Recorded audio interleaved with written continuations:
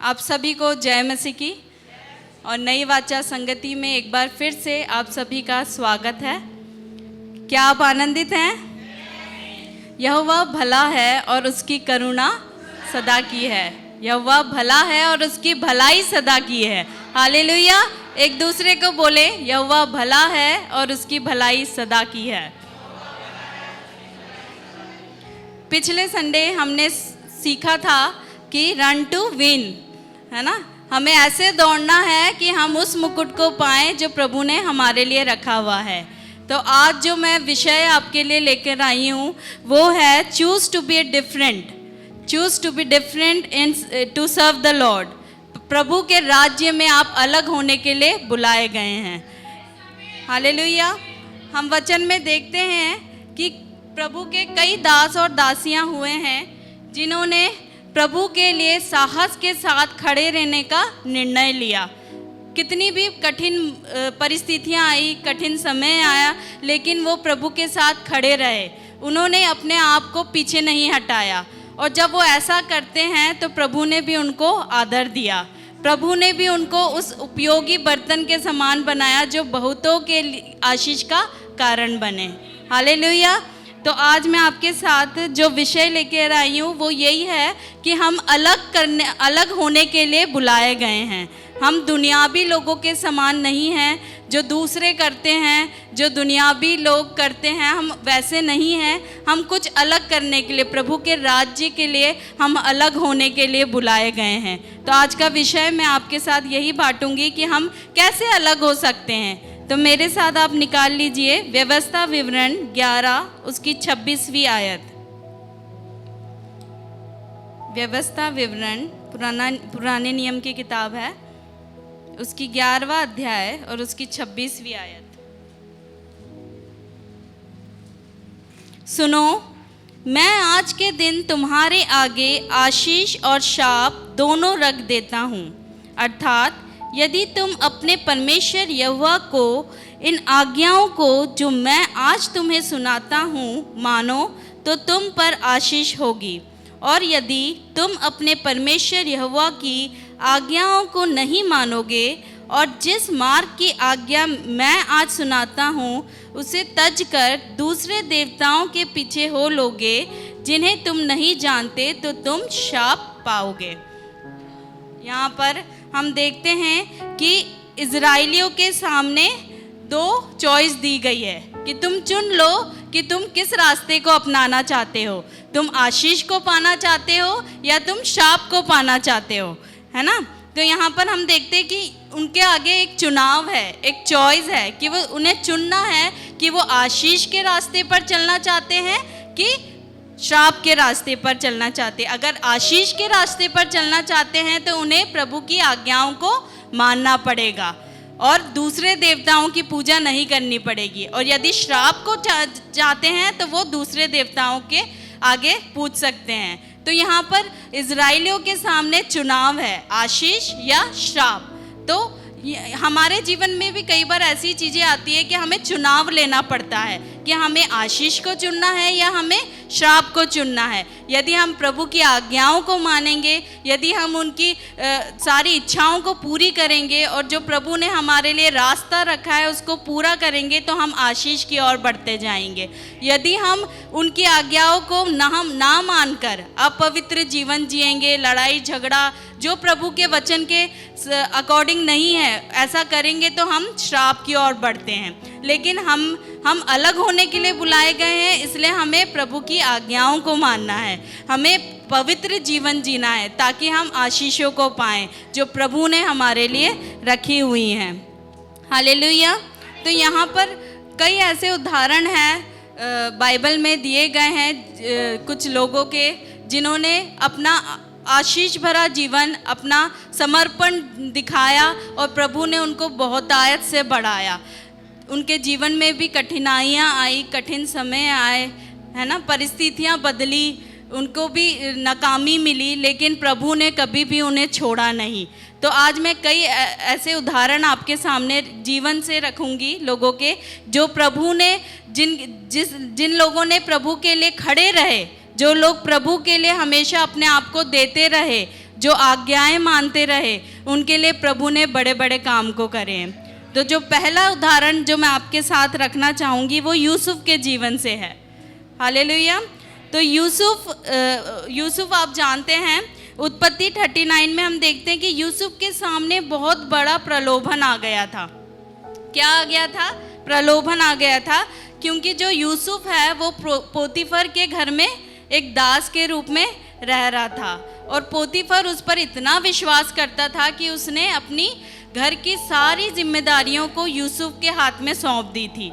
लेकिन जो उसकी पत्नी थी वो यूसुफ के साथ गलत संबंध बनाना चाहती थी।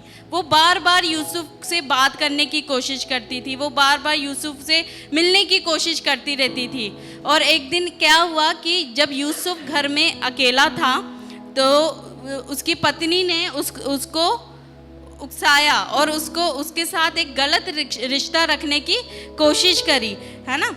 तो तब यूसुफ के जीवन से हम जानते हैं कि यूसुफ जो है, अगर हम बैकग्राउंड में जाएं तो यूसुफ जो है वो पोतीफर के घर में एक दास के रूप में, एक नौकर के रूप में रह रहा था, क्योंकि उसके अपने भाइयों ने उसको क्या कर दिया था? बेच दिया था। तो अब यूसुफ को यहाँ ना कोई जानता था, ना उसके माँ बाप थे, ना उसके भाई थे, ना कोई उसके समधी थे, ना कोई उसके रिश्तेदार थे जो उसको यहाँ पर देखते कि वो क्या करता है। तो जब उसके सामने ये पाप आया तो वो चाहे तो वो पाप को करके उसमें से निकल सकता था, क्योंकि पोतीफर की खुद की पत्नी उससे ये पाप करने को कह रही थी। लेकिन यूसुफ ने क्या चुना?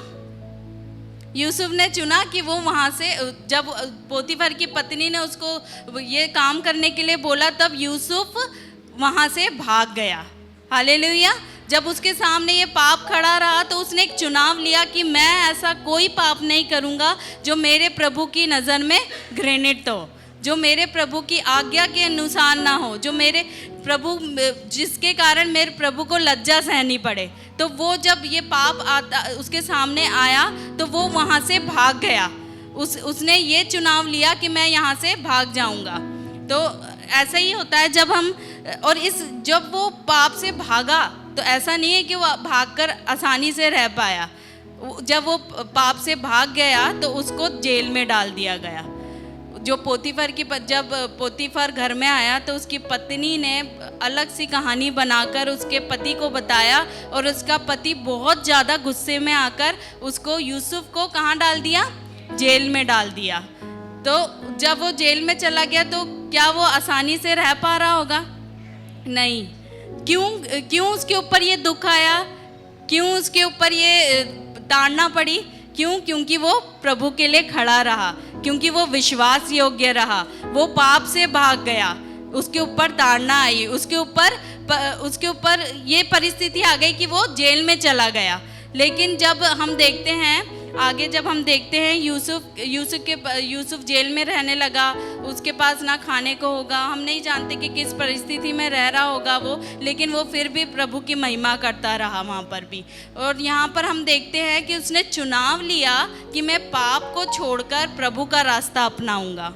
हालेलुया। उसने पाप से दूरी बनाई, वो वहाँ से भाग गया। जब हमारे सामने ऐसे ही मैं आपको भी बोलना चाहूँगी कि कई बार हम भी ऐसी कई प्रलोभनों में पड़ जाते हैं, कई लालसाओं में पड़ जाते हैं, कई ऐसी चीज़ हमारे सामने आ जाती है कि हम डिसीजन नहीं ले पाते, लेकिन हमें चुनना है कि हमें क्या करना है। उसने चुना कि वो उस जगह से, पाप से भाग गया। वो चाहे तो पाप कर सकता था, लेकिन नहीं, उसने प्रभु को महिमा देने के लिए प्रभु को प्रथम स्थान दिया। उसने अपनी लालसाओं से उभर कर वो उस जगह से भाग गया। तो मैं इसके जीवन से, यूसुफ के जीवन से हम यही सीखते हैं कि जब वो भाग गया तो आगे हम जब पढ़ते हैं उत्पत्ति की किताब में 41 आगे देखें हम, उत्पत्ति की किताब 41 अध्याय, उसकी 41 आयत कोई पढ़ दे।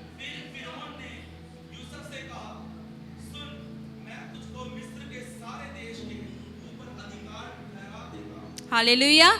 फिरौन ने यूसुफ से क्या कहा कि सुन, मैं सारे मिस्र देश के ऊपर तुझे अधिकारी ठहरा देता हूँ। जब वो प्रभु के लिए खड़ा रहा तो प्रभु ने भी उसको आदर दिया। हालेलुया। जब हम प्रभु के लिए कुछ करते हैं तो प्रभु कभी भी भूलते नहीं हैं। भले समय लग सकता है, लेकिन प्रभु अपना कार्य जरूर करते हैं। प्रभु अपनी महिमा हमारे जीवन में जरूर दिखाते हैं। तो यहाँ हम यूसुफ के जीवन से सीख सकते हैं कि यूसुफ ने एक ऐसा डिसीजन लिया कि प्रभु ने उसको पूरे मिस्र देश का अधिकारी बना दिया। तो आज हमारे सामने भी ये चुनाव है कि कई प्रलोभन आएंगे हमारे सामने, लालसाएं आएंगी, लेकिन क्या हम यूसुफ की तरह उस पाप से भाग जाने को तैयार हैं? उस पाप को छोड़ देने के लिए तैयार हैं? हालेलुया। तो जब यूसुफ के जीवन से हम यही सीखते हैं कि हमें पाप को छोड़ना है। अगर पाप हमारे सामने भी है तो हमें उससे भाग जाना है। हालेलुया। तभी हम प्रभु की महिमा हमारे जीवन में देखेंगे। और जब हम प्रभु के लिए खड़े रहते हैं, जब हम प्रभु के लिए कुछ करते हैं, तो प्रभु भी हमारे लिए खड़े रहते हैं। प्रभु भी हमारे लिए तैयार रहते हैं कि ये मेरा प्रिय पुत्र है, ये मेरी प्रिय पुत्री है, इसके लिए मैं उत्तम करूँगा। हालेलुया। तो आज मैं आप सबको यही प्रोत्साहित करूँगी कि यूसुफ के जीवन से हम सीखें कि यूसुफ पाप में नहीं पड़ा। आज हमारे जीवन में भी कई प्रकार के पाप हैं जो हम छोड़ना नहीं चाहते। या तो हम छोड़ देते हैं, लेकिन कई बार वो फिर से सामने आके खड़े हो जाते हैं हमारे, लेकिन हम उनसे भागते नहीं हैं। हम उसमें फिर से पड़ जाते हैं, फिर पश्चाताप कर लेते हैं, फिर पड़ जाते हैं। नहीं, हमें पवित्र जीवन जीना है। हमें उस पाप को छोड़ देना है, पूरी तरीके से छोड़कर प्रभु में आगे बढ़ना है। हालेलुया। ये आपका डिसीजन है कि ये आपकी चॉइस है कि आप पाप में रहना चाहते हैं या आप पाप से भागना चाहते हैं। एक दूसरे को प्रोत्साहित कर कर कहें कि हम पाप को छोड़कर आगे बढ़ेंगे। हम यूसुफ की तरह पाप से भाग जाएंगे। आमीन। और दूसरा उदाहरण जो मैं आपके साथ बांटना चाहूँगी वो मूसा के जीवन से है। मेरे साथ निकाल लीजिए इब्रानियों उसका 11वां अध्याय, उसकी 24 आयत से 26वीं आयत तक। इब्रानियों हिब्रू चैप्टर 11 24 to 26 वर्स।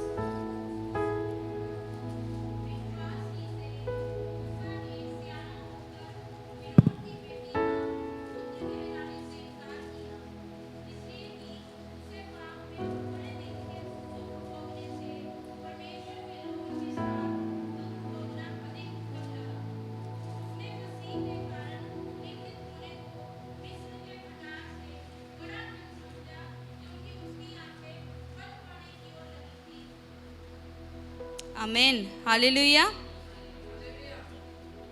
यहाँ पर हम देखते हैं कि विश्वास ही से मूसा ने सयाना होकर फिरौन की बेटी का पुत्र कहलाने से इनकार किया। यहाँ पर हम मूसा के जीवन से देखते हैं कि मूसा ने एक बड़ा फैसला लिया। विश्वास से उसने क्या बोला कि फिरौन की बेटी का टाइटल, बेटी का पुत्र होने का टाइटल उसने छोड़कर प्रभु के लोगों के साथ दुख उठाने का निश्चय लिया। तो यहाँ पर हम देखते हैं इसलिए कि उसे पाप में थोड़े दिन के सुख भोगने से परमेश्वर के लोगों के साथ दुख भोगना अधिक उत्तम लगा। हालेलुया। उसने एक चॉइस ली कि मैं प्रभु के लोगों के साथ दुख भोगना मेरे लिए ज़्यादा उत्तम है, ना कि फिरौन की बेटी का पुत्र कहलाकर वो सारी सुख सुविधाएं लेना जो उसके पास रखी थी। यहाँ पर हम देखते हैं कि मूसा ने फैसला किया कि मैं फिरौन की बेटी का पुत्र का टाइटल जो है, पुत्र कहलाना है, वो मुझे उत्तम नहीं है। मुझे प्रभु के लोगों के साथ रहना उत्तम है, क्योंकि मिस्र में मेरे लोग जो हैं वो दुख उठा रहे हैं। आप मूसा के जीवन से जानते हैं कि जब हम बैकग्राउंड में जाते हैं तो मूसा को फिरौन की बेटी ने गोद लिया था, उसको पाला पोसा था, और वो जब वो उसको पाला पोसा तो वो उसको बेटे के रूप में उसने रखा था। तो जब वो उस जगह पर था, वो उसके पास सारी सुख सुविधाएं थी, खाने पीने को था, रहने को अच्छा था, सारे कंफर्ट थे, वो एक राजकुमार की तरह रह सकता था। लेकिन जब मूसा ने देखा कि मेरे परमेश्वर के लोग, मेरे अपने लोग दुख में हैं, तो मैं क्यों कर ये सुख सुविधाएं लूं, मैं उनके साथ दुख उठाऊंगा। हालेलुया। तो यहाँ पर उसने ऐसा डिसीजन लिया कि मैं अपनी सारी सुख सुविधाओं को छोड़कर प्रभु के लोगों के साथ दुख उठाऊंगा। हालेलुया। तो यहाँ पर मूसा ने जो क्या, अपना कंफर्ट त्याग दिया, उसने डिसीजन लिया कि मैं अपने कंफर्ट जोन से निकलकर प्रभु के लिए दुख उठाऊंगा। यदि हम भी मूसा की तरह डिसाइड करते हैं कि हम अपनी सारी सुख सुविधाओं को छोड़कर, जो संसार हमें देती है उसे छोड़कर, यदि हम प्रभु के लिए दुख उठाते हैं, प्रभु के लिए सहते हैं, प्रभु के लिए खड़े होते हैं, तो प्रभु भी हमारे लिए उत्तम उपाय करेगा। हालेलुया। हम जानते हैं कि प्रभु ने मूसा को इस्तेमाल करके इस्राएलियों को मिस्र से छुड़ाया था। और मूसा के बारे में हम पढ़ सकते हैं कि इज़राइल के इतिहास में सबसे अच्छा और बड़ा लीडर मूसा को कहा गया है। और परमेश्वर स्वयं उसकी गवाही देते हैं कि पूरी पृथ्वी पर मूसा सबसे नम्र व्यक्ति है। हालेलुया। तो क्या प्रभु भी हमारी ऐसी गवाही देंगे कि ये मेरा प्रिय पुत्र है, इससे मैं खुश हूँ और ये सबसे पूरे पृथ्वी भर में सबसे अच्छा है। हालेलुया। और जब हम देखते हैं कि मूसा ने ये डिसीजन लिया तो प्रभु ने उसको क्या किया, अधिकारी बनाया। प्रभु ने उसको इजराइलियों को मिस्र से छुड़ाने का लीडर बनाया, वो लीडर बन गया था। हालेलुया। जब हम प्रभु के लिए कोई काम करते हैं, प्रभु हमारे लिए भी उत्तम करते हैं, उत्तम उपाय करते हैं प्रभु हमारे लिए। कई बार हम ऐसे ही समय वेस्ट करते रहते हैं कि इधर आजकल मोबाइल का ज़माना है तो हम रील्स देखते रहते हैं, हम अपने आप को टाइम पास नहीं होता तो मूवी लगा लिया है, कुछ कर लिया। लेकिन जब हम प्रभु के लोग, हम जानते कितने दुख में हैं, कितना उन पर सताव है, कितना उनके ऊपर परसिक्यूशन है कि प्रभु के कारण, प्रभु के नाम के कारण वो सताए जा रहे हैं। लेकिन जब हम निर्णय लेते हैं कि हम उन लोगों के साथ खड़े हो जाएंगे, उन लोगों के लिए प्रार्थना करेंगे, तो प्रभु हमारी प्रार्थनाओं को सुनकर उत्तर देते हैं। हालेलुया। तो यहाँ पर जब मूसा ने डिसीजन लिया कि मैं अपने लोगों के साथ दुख उठाऊंगा, अपने सारी सुख सुविधाओं को छोड़कर, तो प्रभु ने उसको वैसा ही किया। तो जब हम भी ये निर्णय लेते हैं कि हम अपने लोगों के लिए प्रार्थना करेंगे, उनके दुख में उनके साथ सहभागी होंगे, उनके साथ प्रेम करेंगे, उनके साथ समय बिताएंगे, तो प्रभु भी हमें देखते हैं और प्रभु भी हमें उत्तम उपाय देते हैं, हमें इसका रिवॉर्ड मिलने वाला है। तो ये हमारा चॉइस है। यहाँ पर हम अलग होने के लिए बुलाए गए हैं। हम दुनिया के लोगों के समान नहीं हैं कि हाँ कोई दुख में है तो पड़े रहने दो। हम अलग किए गए हैं, हम चुने गए हैं। हम लोगों के लिए हमें प्रार्थना करनी है, लोगों का दुख हमें समझना है, लोगों से हमें प्यार करना है। तो जब मूसा ने यहाँ पर अपनी सारी सुख सुविधाओं को छोड़कर प्रभु के लोगों के साथ रहने का निर्णय लिया, तब यहाँ पर हम पढ़ सकते हैं कि 26 आयत में, उसने मसीह के कारण निंदित होने को मिस्र के भंडार से बड़ा धन समझा, क्योंकि उसकी आंखें फल पाने की ओर लगी थी।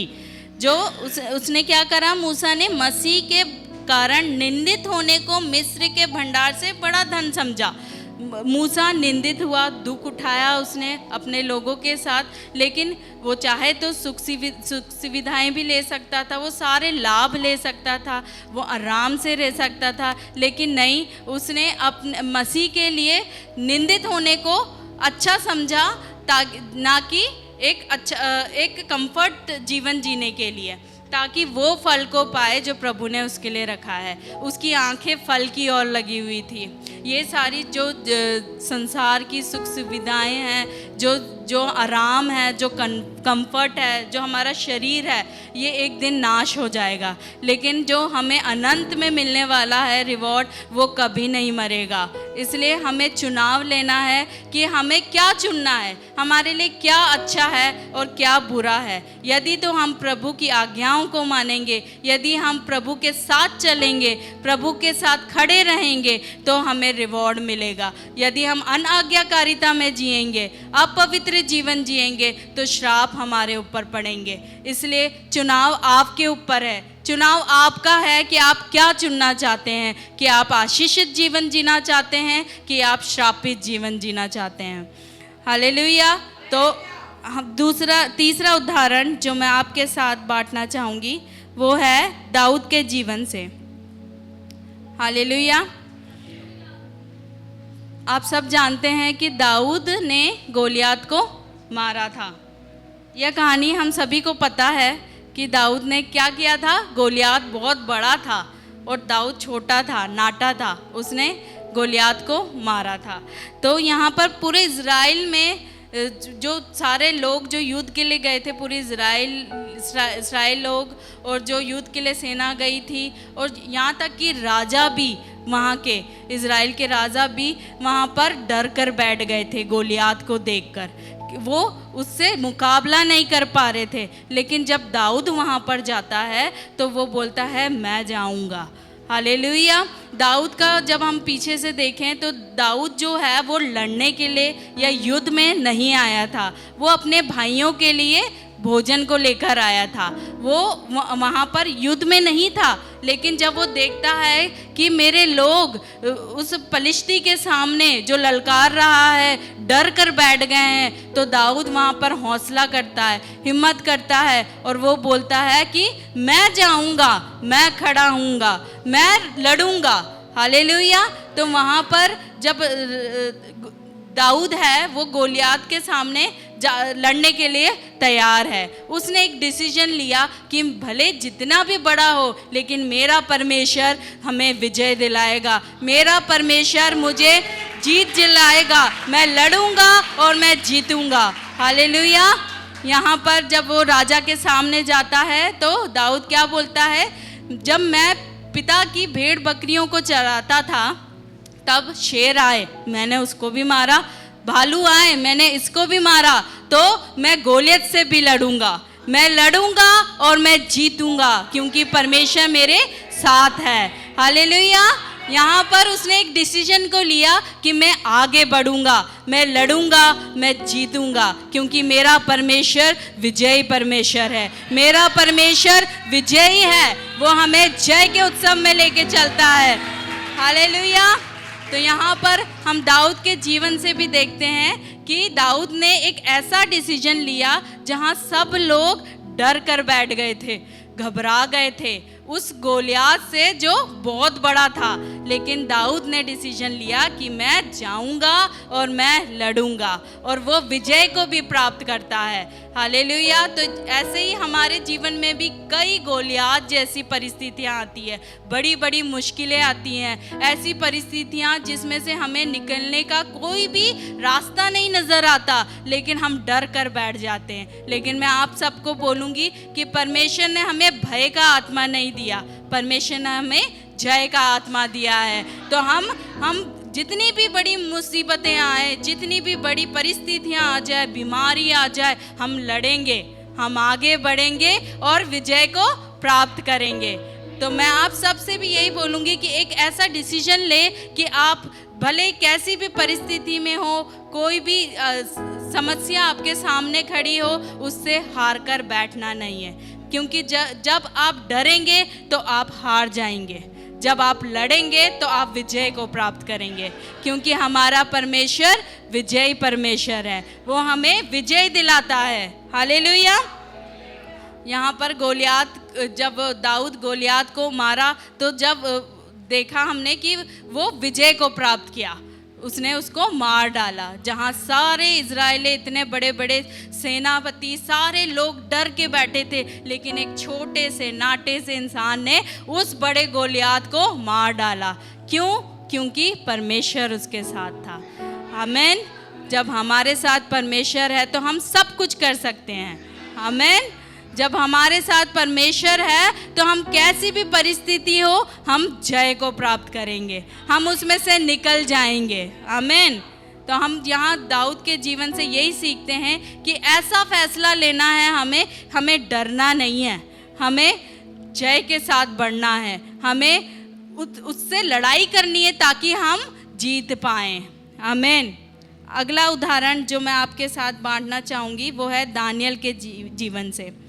दानियल एक गुलाम होकर, कैदी होकर बेबीलोन के देश में और उसके साथ 3 और यहूदी लोग उसके साथ रह रहे थे। दानियल के जीवन से आप सभी जानते हैं कि वो कैदी बनकर रह रहा था। जब वो बेबीलोन के उस राजा के देश में रह रहा था तो उसको वो सारी चीज़ें माननी पड़नी थी जो उस देश के अकॉर्डिंग है, जो उसके देश के नियमों के अनुसार है। तो जब राजा वो वैसा रहन सहन, वैसा खाना पीना, उसको वैसा सब कुछ करना पड़ना था जो राजा करता है, जो वहाँ के लोग करते हैं, जो वहाँ के जो बेबीलोन के देश के जो नियम कानून है वो उसको फॉलो करने पड़ने थे, क्योंकि वो वहाँ पर एक गुलाम की तरह रह रहा था, वहाँ पर एक कैदी के रूप में रह रहा था। और उसके जो 3 दोस्त थे, आप जानते हैं कि हमने कहानी पढ़ी है कि जब उसको कैदी बनाया तो कुछ यहूदी लोग भी उनके साथ थे, लेकिन कुछ को उसने अपने राजमहल में रख लिया था ताकि वो वहाँ के तौर तरीके सीखे, वहाँ का रहना सहना सीखे, वहाँ का खान पान सीखे, वहाँ की प्रशिक्षण ले, ट्रेनिंग ले कि राजा के महल में क्या होता है, वहाँ के नियम और कानून से वाकिफ हो जाएं। तो वहाँ पर जब दानियल के सामने हम आगे पढ़ेंगे, दानियल 1:8 कोई मेरे लिए पढ़ दे।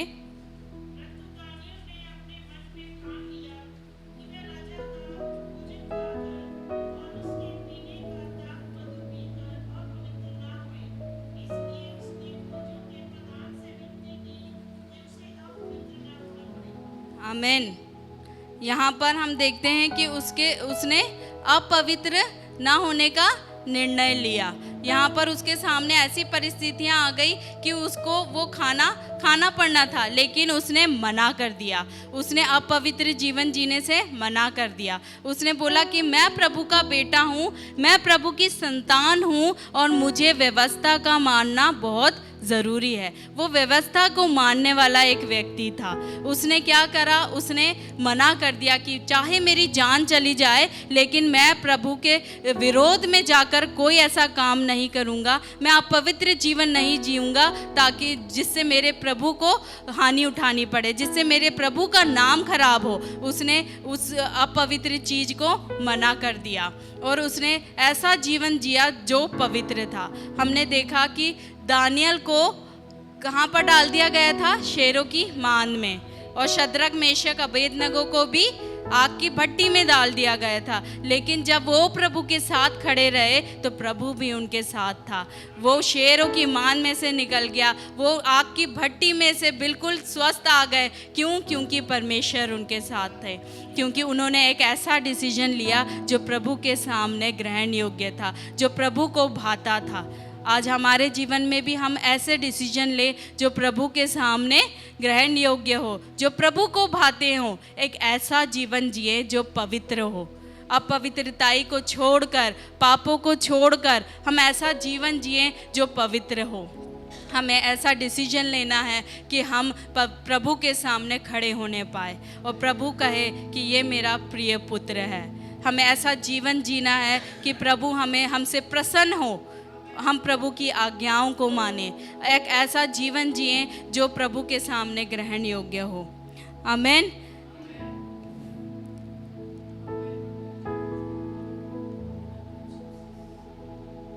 एक और उदाहरण को मैं आपके सामने देना चाहूँगी जहाँ पर हम एक गलत डिसीजन के बारे में देखते हैं। आप सभी को पता है उड़ाऊ पुत्र की कहानी। उड़ाऊ पुत्र, एक पिता के 2 पुत्र थे। उसमें से एक छोटे बेटे ने कहा कि संपत्ति का जितना भाग है मुझे दे दे और मुझे अलग कर दे। तो उसके पिता ने उनको संपत्ति दोनों में बांट दी और जो छोटा बेटा है वो अपनी संपत्ति को लेकर चला गया और उसने सारी संपत्ति अपनी उड़ा दी। उसने संसार के सुख विलास में और अपने दोस्तों के साथ गलत कामों में अपनी सारी संपत्ति उड़ा दी। और एक ऐसा समय आया कि उसके पास भोजन करने को भी खाना नहीं था। तो उसने एक गलत डिसीजन को लिया। क्यों? क्योंकि उसने अपने पिता की संपत्ति तो ले ली, उसके बाद वो अपनी सारी संपत्ति को उड़ा दी। तब उसको आभास हुआ कि मेरे पिता के घर में तो नौकरों को भी भोजन अच्छा मिलता है, तो क्यों ना मैं जाकर पश्चाताप करूं और मैं अपने पिता से माफ़ी मांगूं। तो जब वो पिता के पास जाता है तो पिता क्या करता है? दौड़कर उसको गले लगा लेता है और चूमता है और आनंद मनाया जाता है। तो ऐसा ही होता है, जब भले ही हम अपने जीवन में गलत डिसीजनों को ले ले, भले ही हमने अपवित्रताई का जीवन जिया हो और ऐसी गलत बातों को किया हो, लेकिन जब हम मन फिराकर प्रभु के पास आते हैं, जब हम डिसीजन लेते हैं, जब हम पश्चाताप करते हैं कि हम प्रभु के साथ अच्छे से चलेंगे, तो प्रभु तैयार है हमें गले लगाने के लिए। आमीन। प्रभु हमें गले लगा लेता है, भले हम कितने भी पाप में हो। जब हम निर्णय लेते हैं, जब हम चॉइस करते हैं कि हम ये पाप को छोड़कर प्रभु के साथ आगे के जीवन में बिताएंगे, तो प्रभु हमें गले लगा लेते हैं, प्रभु हमें एक्सेप्ट कर लेते हैं, प्रभु हमें ग्रहण करते हैं। हालेलुया। तो यहाँ पर हम एक और पिछले समय में पास्टर जी ने लूत के जीवन से बताया था कि उसने भी एक गलत डिसीजन को लिया था। जब अब्राहम, हमने सुना था पास्टर जी से और हमने सीखा भी था कि जब अब्राहम और लूत के चरवाहों के बीच में क्या हो गया था? झगड़ा होने लगा। तो उन्होंने क्या कर, अब्राहम ने लूत से कहा कि हमारे चरवाहों के बीच में झगड़ा हो रहा है, इसलिए हमें अलग होना चाहिए। तो उसने उससे बोला कि चुन ले, तूने कहाँ जाना है। तो उसने नज़र उठाकर देखी और जो सबसे हरियाली और अच्छी भूमि थी, वहाँ जाकर उसने चुनाव लिया कि मैं यहाँ रहूँगा, और वो सदोम के पास था। और हम जानते हैं कि लूत क्या करने लगा? सदोम के पास आ गया। सदोम एक बहुत ही बुरा देश था, जहाँ पर सारे दुष्कर्म होते थे, सारे दुष्टता के काम होते थे, बुरे काम होते थे। लेकिन लूत ने ऐसी जगह को चुना और लूत वहाँ जाकर रहने लग गया। और लूत जब वो पहले पास में रहता था, फिर वो उसके अंदर चला गया। लेकिन जब प्रभु की नज़र उस पर पड़ी, प्रभु ने उसको बोला कि तुझे इस जगह को छोड़कर भाग जाना है, बाहर निकल जाना है। तब जब अपने परिवार को लेकर तू बाहर चले जा। तब लूत की पत्नी ने क्या करा? और उसको आज्ञा मिली थी, क्या आज्ञा मिली थी? कि तू पीछे मुड़कर ना देखना। पर लूत की पत्नी ने फिर से पीछे मुड़कर देखा और वो नमक का खंभा बन गई। तो उसने, ये लूत की पत्नी का डिसीजन था, उसने आज्ञा नहीं मानी। और जब वो आज्ञा नहीं मानी उसने, तो वो उसका जीवन नष्ट हो गया, उसका जीवन खत्म हो गया। इसलिए जब हम आज्ञा नहीं मानते हैं तो हमारा जीवन खत्म हो जाता है, हमारे जीवन का कोई उद्देश्य नहीं रह जाता है। इसलिए यदि हम एक सही डिसीजन लेते हैं, लूत ने गलत डिसीजन लिया लेकिन प्रभु ने उसको निकाल लिया, लेकिन उसकी पत्नी ने आज्ञा फिर भी नहीं मानी, तो वो उसका जीवन नष्ट हो गया। इसलिए यदि हमें प्रभु बार बार निकालने की कोशिश करते हैं तो हम उस पाप में ना बने रहें, हम उस पाप में फिर से ना जाएं, हम अपने पुराने जीवन को ना देखें फिर से, क्योंकि प्रभु हमें निकालने पर है। हम आगे को बढ़ जाएं, हम आगे को बढ़ जाएं, तब प्रभु हमें उत्तम उपाय देंगे, तब प्रभु हमारे लिए उत्तम करेंगे, क्योंकि हम प्रभु के लिए खड़े हैं, क्योंकि हम प्रभु के साथ विश्वास योग्यता के साथ चलेंगे, क्योंकि प्रभु विश्वास योग्य है और वो अपने विश्वास करने वालों के साथ भी विश्वास योग्य बना रहता है। इसलिए हमें एक ऐसा डिसीजन लेना है जो हमारी उन्नति का कारण हो, जिससे हमारे परमेश्वर को महिमा मिले।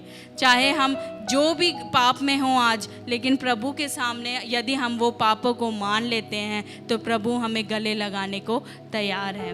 हमने 5 उदाहरणों को देखा यूसुफ के जीवन से, दानियल के जीवन से, मूसा के जीवन से, यहोशू के जीवन से, तो हमें जिन्होंने इतने अच्छे अच्छे डिसीजन लिए, उनकी चॉइस थी, उन्होंने सुख सुविधाओं को छोड़ दिया, पाप से दूर रहे, उन्होंने पवित्रताई में होकर चले, तो प्रभु ने उनके लिए उत्तम काम को किया। यदि हम भी पाप को छोड़कर, यदि हम भी अपने बुरे कामों को छोड़कर मन फिराकर प्रभु के पास आ जाएंगे, तो प्रभु हमारे लिए भी उत्तम काम करेंगे, प्रभु हमारे लिए भी सही करेंगे, क्योंकि प्रभु विश्वास योग्य है, प्रभु भले हैं, प्रभु हमसे प्रेम करते हैं और वो अपने प्रेम करने वालों के साथ हमेशा भलाई ही करते हैं। इसलिए हमें पवित्रताई का जीवन अपनाना है, हमें पाप से दूर रहना है, हमें एक सही डिसीजन लेना है, क्योंकि हम अलग हैं, हम प्रभु के राज्य के लिए चुने गए हैं, हम प्रभु के राज्य के लिए अलग किए गए हैं, हमें परमेश्वर के लिए अलग कार्य को करना है। हम लोग दुनियावी लोगों के समान नहीं हैं, हम अलग लोग हैं, हम प्रभु की संतान हैं, हम प्रभु के बेटे और बेटियां हैं। हमें प्रभु के लिए अच्छे कामों को करना है, जिससे हमारे प्रभु की महिमा हो, जिससे हमारे प्रभु को महिमा मिले। और एक ऐसा जब हम प्रभु के लिए करेंगे, तो प्रभु भी हमारे जीवन से ऐसी महिमा लेंगे कि बहुतों के लिए आशीष का कारण बन जाएंगे, हम बहुतों की आशीषों का कारण बन जाएंगे। आमीन। तो इसलिए हमें एक ऐसा डिसीजन लेना है जो हमारे लिए उत्तम है, जो हमारे लिए लाभ का है, जो हमें परमेश्वर के रास्ते पर ले जाए, हमें आशीषों की ओर ले जाए, हमें श्राप की ओर ना ले जाए। एक ऐसा जीवन जीना है जिससे हम प्रभु को महिमा देने पाए। आमीन। तो आज का संदेश मैं आप सबके साथ यही बांटना चाहती हूँ कि हमें सही डिसीजन को लेना है, क्योंकि हम परमेश्वर के राज्य के लिए अलग किए गए हैं, हम प्रभु के बेटे और बेटी हैं, हम प्रभु के राज्य में अलग हैं। हमें प्रभु के राज्य के लिए काम करना है, हमें प्रभु के लिए फल को लेकर आना है। आमीन। ये वचन के द्वारा आप सभी को आशीष मिले।